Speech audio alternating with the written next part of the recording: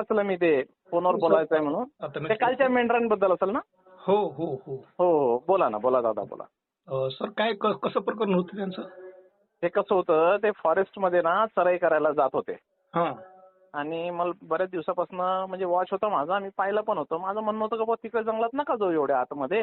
ऐका ना सर, मी काय म्हणतो, हा हा. पूर्वीपासूनच जून, जुलै, ऑगस्ट, सप्टेंबर मध्ये शेतकऱ्यांनी आपल्या शेतात पिकाची लागवड हो. केल्याच्या नंतर बरोबर बरोबर. ज्या ज्या ठिकाणी शासकीय मालमत्ता असेल त्या त्या ठिकाणी हा मेंढपाळ बांधून मेंढी चारण्याचं काम करतो. बरोबर बरोबर. आणि 2022 मध्ये मी 25,000 मेंढपाळ बांधवांचा मोर्चा नागपूरला पैदल नेला होता. हो हो हो. त्यावेळेस सीएमना आणि बिप्टी सीएमना आमच्या समोर आपल्या फॉरेस्ट डिपार्टमेंटला फोनवर सांगितलं होतं की ज्या ठिकाणी 3 वर्ष किंवा 4 वर्ष एखादं प्लॅटेशन असेल तर त्या ठिकाणी मेंढपाळांना मेंढ्या चारण्यासाठी मोफतपणे सवलत आहे. बरोबर बरोबर. हा, हो तर हो. आमची एकच विनंती आहे की त्या मेंढपाळांना आपल्याला कसं सहकार्य करता येईल ते बरोबर. सहकार्य आपण त्यांना करावं. आणि मला मेंढपाळांचा फोन आला की एवढं मारलं म्हणे त्या अधिकाऱ्यांनी. अरे एकदम चुकीचं पावडे साहेब. असं जर असेल ना, हम्म, आम्ही तुमच्या मेसेजवर तुम्हाला कॉल नसता केला बघा. हम्म, हम्म, हम्म. आहे ना, म्हणजे इतकी माणुसकी ठेवतो राव आम्ही. अच्छा. तसं जर खोटं नाटं बोलत असतील ना ते, तर मग आपण समोरच बसू. मग आम्हाला पण कसं आहे ना, उगाच म्हणजे तुमचा मेसेज पाहून मी यासाठी फोन केला. काही एक रिस्पेक्ट आहे, नाही बोललं पाहिजे आपण. हो हो हो. आणि मेंढरांसाठी लोकांना मारायचे इतके नालायक तर आम्ही नक्की नाहीये. हम्म, हम्म. ठीक आहे ना. फक्त उगा कोणी दिशाभूल करत असेल तर थोडी दमदाटी द्यावंच लागते का गडे, एकच सांग रे, सारखे सारखे काय कागद बदलायला होतो तू. आणि मी मेंढपाळांना नेहमी सांगतो की 4 महिन्यासाठी फॉरेस्ट हा. डिपार्टमेंटच्या आणि मेंढपाळांचे एकदम घरगुती संबंध असतात. आपण त्यांना ऍडजस्ट केलं पाहिजे. त्यांच्या पण जॉबचा प्रश्न आहे. हो बरोबर बरोबर. ठीक आहे. आम्ही असं नाही, म्हणत त्यांचा नाही बाकी की त्रास नाही बरं का, आम्हाला खरंच त्रास नाही. इव्हन म्हणजे काल जे प्रकरण घडलं त्यात फक्त एक इन्सिडेंट घडला. काही महिला मंडळी वगैरे आल्या होत्या हा आणि 4-5 कार्यकर्ते होते. ते आडवे आले थोडे, आम्हाला थोडं त्यांनी रेस्ट्रिक्ट केलं. हा हा, तेवढं एक प्रकरण घडलं. अदरवाईज मग काही त्रास नाही झाला बाकी. म्हणजे कोण काय आडवं नाही आले असतं. त्यांनी नेल्या, पडून नेल्यात मेंढ्या. जवळपास 1,500-2,000 मेंढ्या माझ्याजवळूनच पडून नेल्या त्यांनी. माझ्याकडे व्हिडिओ पण आहे आणि त्याचा. दुसरी गोष्ट, ज्या जंगलांमध्ये मेंढपाळ बांधव राहतो, खरंच मेंढपाळ त्या जंगलाचं संरक्षण करतो. बरोबर बरोबर. काय म्हणजे बाजूचे काही तांड्या वस्त्या असतात ते लोक काही झाडं वगैरे रात्रीला कापून नेतात, पण मेंढपाळ त्या भागामध्ये असल्यामुळं ते लोक त्या भागातले लाकडं वगैरे काही घेऊन जात नाहीत. म्हणून आमची एक विनंती आहे की आपण त्या मेंढपाळांना सहकार्य करावं. पण पवार साहेब मला एक सांगा, समजा आता ज्या क्षेत्रामध्ये हे चारतात हा, ते क्षेत्र जर हळूहळू आता संपत आलं तर मग ते पुढे वाढतील का, कसं होईल म्हणजे त्याचं? नाही नाही, बरोबर आहे ना. काय कारण मेंढरांची संख्या वाढतच जाणार. बरोबर. पण पर्याय नाही ना. मला सांगा ना, हो ना. मेंढपाळ बांधवच्या जंगलामध्ये मेंढ्या चारत आला ना. नाही, ते बरोबर आहे ना त्याचं. मोठी चूक आमच्या पूर्वजांनी केली. हे ज्यावेळेस डिपार्टमेंट तयार झालं त्यावेळेस या डिपार्टमेंटनं त्या भागातील ग्रामपंचायतला पत्र दिलं होतं की हे जंगल तुमच्या गावकऱ्यांना लागते का. काय पण त्या ग्रामपंचायतमध्ये आमच्या मेंढपाळ बांधवांची कुठलीही नोंद नसल्यामुळे त्या ग्रामपंचायतने सरळपणे पत्र देऊन टाकले की आम्हाला हे जंगल लागत नाही, यामध्ये तुम्ही कुठलेही उपक्रम राबवू शकता. तेव्हा आपल्या फॉरेस्ट डिपार्टमेंटनं ते जंगल ताब्यामध्ये घेतलं. ती चूक मान्य करायला आम्ही तयार आहे किंवा चूक आमच्या पूर्वजांचीच आहे. पण याच्यातूनही आपल्याला कुठलं तरी एखादा वेगळा मार्ग काढून त्या मेंढपाळांना सहकार्य करावं. बरोबर बरोबर. नाही, माझं काय म्हणणं आहे, थोडीशी चराई जर थोडी जरी कमी झालं, खूप मन दुखते. आमचं पण तसं तुमचं मन दुखते ना, आमच्या पण तसंच डोळ्यात पाणी येते बघितल्यावर. काय झालं की पूर्ण अख्खी माती उघडी पडलेली बघा.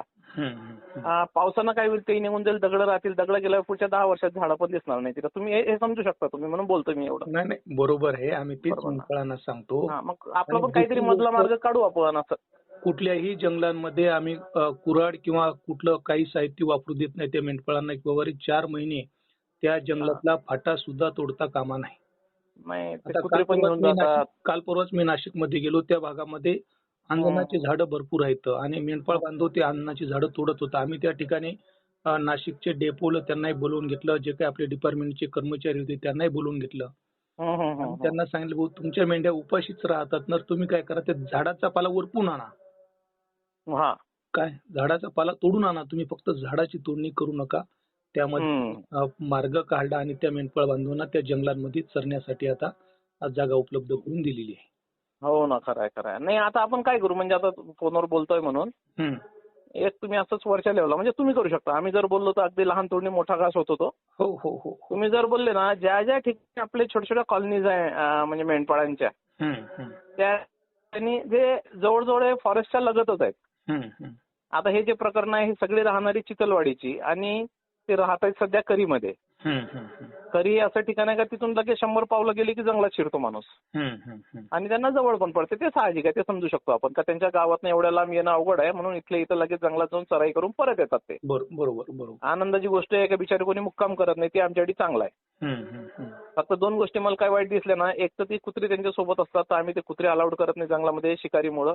कारण इथं मेळघाटात एक फॅशन आहे, एक विशिष्ट समाज काय करतो, कुत्र्यांच्या मार्फत सांबरं वगैरे मारून त्याची शिकार करून खातात ते, बरोबर. तर मग आता नियम कसा त्या समाजापुरता नसतो ना, त्यात तुम्ही पण आले आणि मी पण आलो. तर त्याच्यामुळं ते एक थोडंसं ऑड वाटलं की कुत्री बित्री जर टाळली यांनी तर बरं होईल. मेंढपाळांचा कुत्रा दिवसभर त्यांची वस्ती सोडून कुठेही फिरत नाही, तो फक्त रात्री मेंढपाळाचं संरक्षण करतो.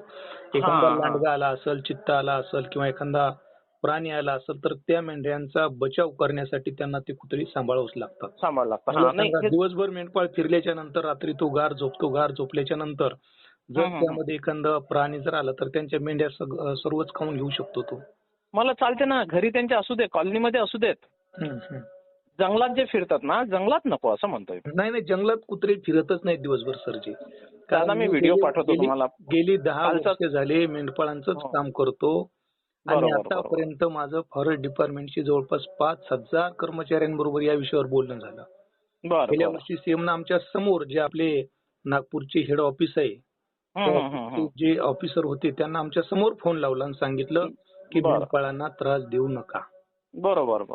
काय म्हणून आमची विनंती काल, ठीक आहे अनुचित काय जे प्रकार घडला असेल ते ठीक आहे, पण त्या मेंढपाळांना सहकार्य करून जे काही त्यांच्या मेंढ्या आपल्या डिपार्टमेंटनं ताब्यामध्ये घेतल्या, आता कालपासून त्या मेंढ्या आपल्या ताब्यामध्ये आहेत म्हणा. हो, आम्ही चारा बिरा देतोय त्यांना, तसं काही काळजी नाही, काळजी घेतोय, डॉक्टर पण बोलावलाय, तसं काही नाहीये. ते नाही, मुख्य जनावराला तर आम्ही अजिबात एवढं मोठं पाप तर कधीच होणार नाही आमच्याकडनं. तर त्यांना कसं सहकार्य करता येईल ते बघा. करतो. फक्त ना त्यांना पण तुम्ही कधी फोन आला तर सांगा मला कुत्री जंगलात नका नेऊ म्हणा, एवढं प्लीज तेवढं सांगा. चालेल सर, चालेल. जंगलात तर मी आता त्यांच्याकडनं लिहून घेणार आहे की त्या भागात आम्ही चराई करणार नाही, बाकीची पडीकरान आहे तिथं चराई करू देत. बरोबर ना. आम्हीच मेंढपाळांना सांगतो, नवीन जे प्लॅटेशन झालं असेल 1 वर्ष किंवा 2 वर्ष वृक्षारोपण झाली असेल, कारण झाडं लावणं ही खूप मोठी काळाची गरज आहे. तर त्या भागामध्ये चुकूनही मेंढ्या टाकू नका. ठीक आहे, 3 वर्ष 4 वर्ष झाले असेल, त्या झाडांची उंची 5-7 फूट व्हायलाच पाहिजे. आणि एकदा 7 फुटांची उंची झाल्याच्या नंतर ते मेंढी काय वर पाय करून खात नाही, ती फक्त खाती खालचं गवत. त्याच्यामुळे आपल्याला जेवढं काही सहकार्य करता येईल त्या मेंढपाळांना सहकार्य करण्याचा प्रयत्न करावा. हो. चालेल, ठीक. चालतंय. तुम्ही पण एक मेसेज देऊन द्या तुमच्याकडनं, बरं होईल, जरा तुमचं लवकर ऐकतील. चालेल सर, मी करतो काय होईल चांगलं ते. चालेल, ठीक आहे, ओके. जय मल्हार.